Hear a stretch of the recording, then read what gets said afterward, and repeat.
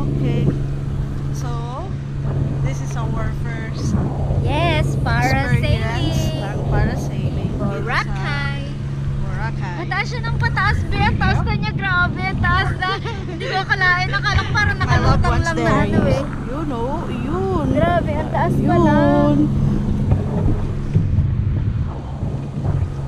It's very relaxing. Walang halong kaba. Oo, But relaxing. if you have fear of the heights, this is not for you.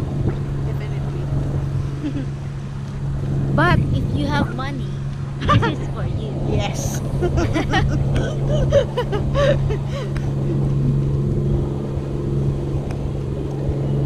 Jump back today.